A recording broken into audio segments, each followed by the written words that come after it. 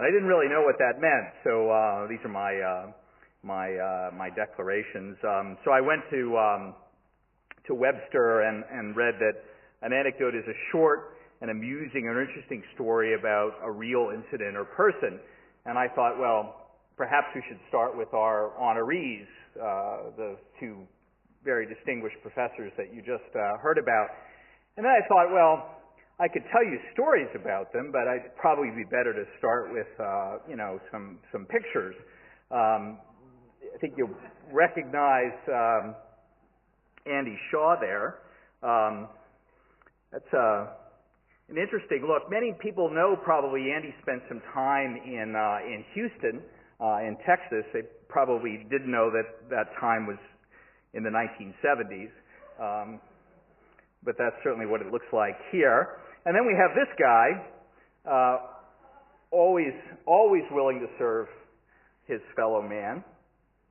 That's a nice look, Ming. There's a theme to some of these pictures. Andy has a love of many things, but one of them includes boating. And here he comes to the idea of boating a little differently than Mink, as you'll see in a minute. But it looks like he's about to pull out a glass of Chardonnay and enjoy a nice peaceful time on the lake there, as opposed to Mink, who really sort of likes to sail in a gale, as it were. I took this picture in a moment before Mink had a beer in his hand and a smile on his face, and then a gust of wind just about capsized the boat. I think the caption here is something like, "Don't worry, guys, I've got this." I don't know what to say about this picture. I had a dog once who ate the cat food, and he had a similar look on his face than this. I don't know what he's doing with the finger. Then there's this guy who also strikes a pose very similar to what my dog used to do when I caught him on the furniture. This is when Mink showed up late at an ADKey meeting, still wearing his football jersey, because he came straight from a game, I think with Louis Fournier, if I'm not mistaken. And then, of course, we have this picture, which speaks for itself. This is a very sedate audience you have here, I must say. 2006 was evidently a very good year. All right, they're very serious, this crowd. All right, so after the laughter dies down, I'll move on to a serious note, and that involves the importance, actually, of anecdotes in our understanding of patient care. And in fact, we live in a world now of evidence-based medicine, of big data. We live in a world where we really have gone away from paying much attention, really, to those personal moments that we have with patients. And yet, some of these anecdotes from patients are really quite important. They're quite instructive. They can teach us things that large data sets and randomized controlled trials really can't. And I want to share with you some real stories of patients that I've taken care of, or patients that I've met, actually, in some cases that I haven't taken care of, but met them by chance.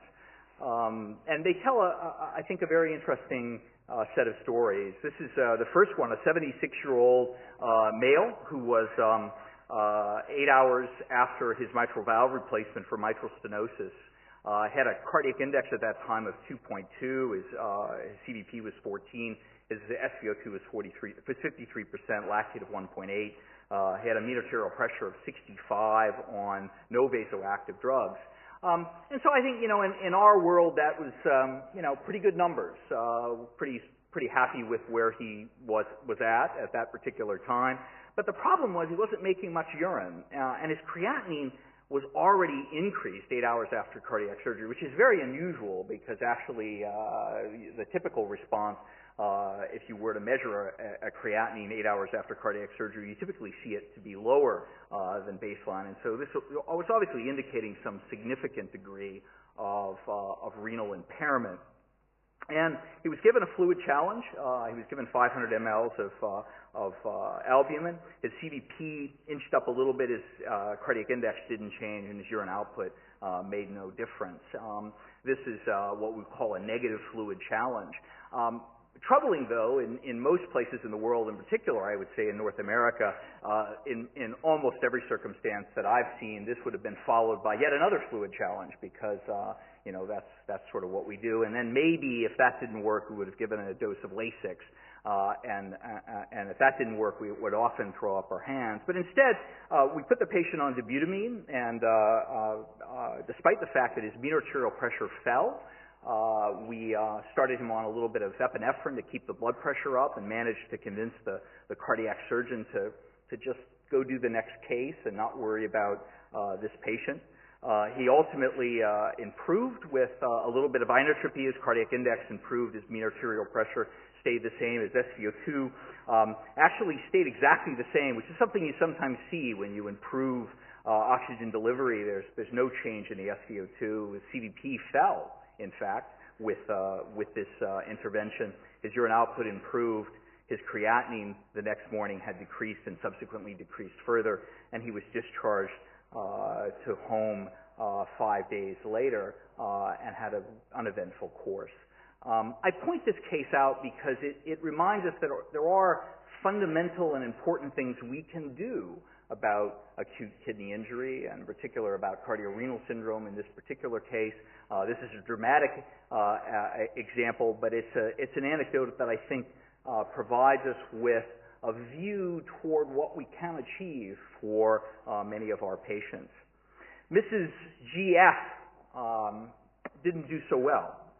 She was a 46-year-old female who had some obesity, some mild asthma, but no other past medical history, and she presented with bilobar pneumonia and septic shock. She spent 5 days in the ICU on pressors and on mechanical ventilation for most of that time. She had a peak creatinine of 3.8 from a baseline of 0.8 milligrams per deciliter. She left the hospital on day 20 with a creatinine of 2.9. She lost her job and her health insurance, kind of in the context of this illness.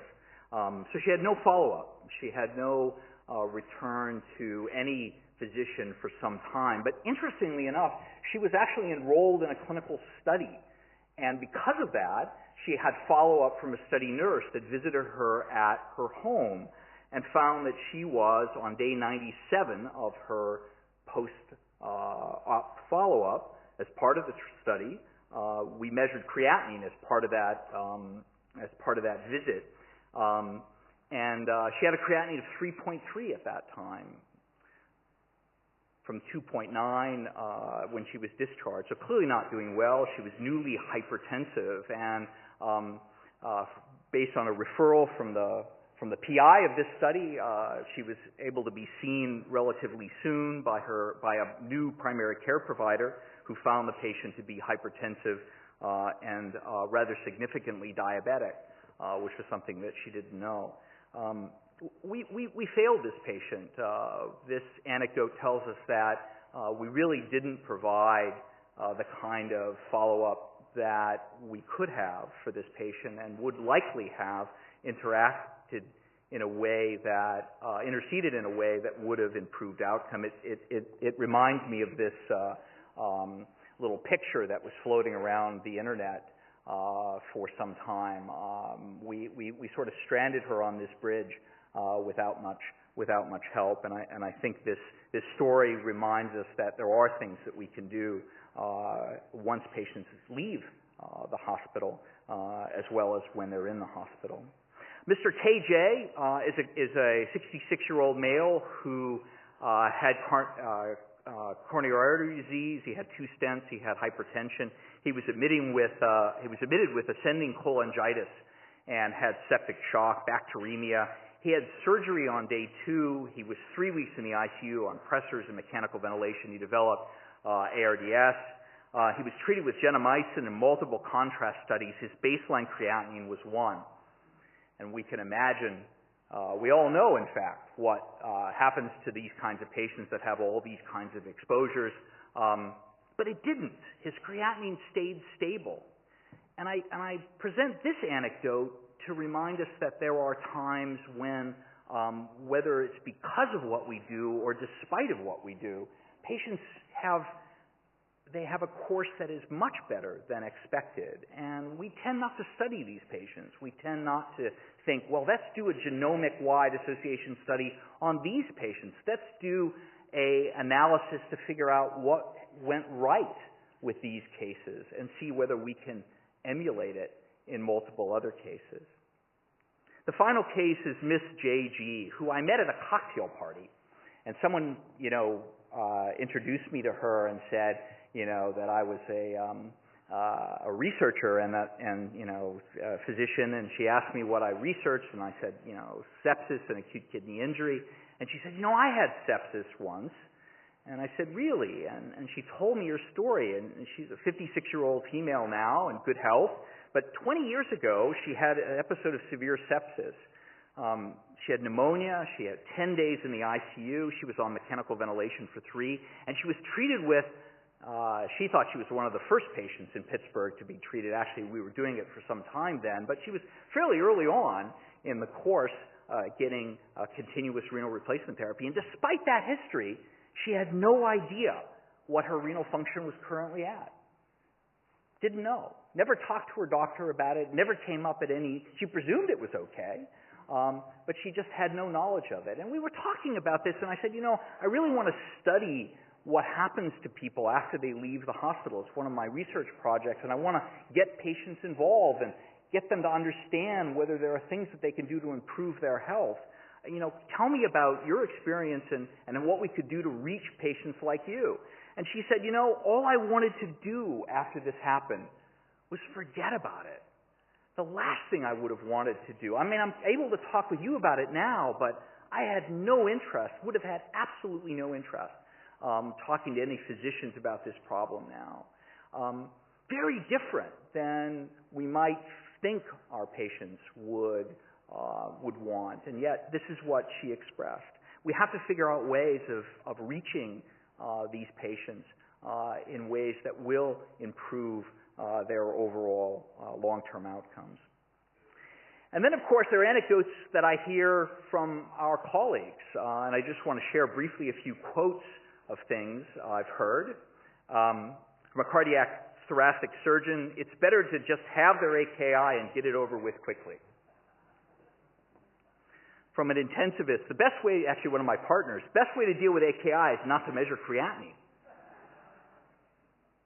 From a nephrologist, patients don't die of AKI, they die with it. And we still hear this today. From a nurse administrator, sometimes you have to sacrifice the kidneys to save the patient. From another cardiac thoracic surgeon, how we could possibly live without the insights of cardiothoracic surgeons. The higher the pre-op creatinine, the more saline they need. And things I continue to hear every day. There's nothing we can do for acute kidney injury. Well, we already do everything. Clearly, there's a lot that we can do. And clearly, our mission needs to begin with educating our peers, educating our colleagues, educating our patients, and actually reaching out to the public in general and telling them about acute kidney injury, telling them about what they can do to pressure our governments to provide more funding, to pressure ourselves to focus more on this problem. And I have a little movie that I'm going to show you that I'm embarrassed to show, given all the pageantry that you've seen. It's still a work in progress. I'm going to get Claudio's producer, and we're going to add music and all of that sort of stuff. But it is the rough cut, if you will, of a little public service announcement, and I'd like to show it for you. Show it for you now, if I can find the right button. Can you go ahead?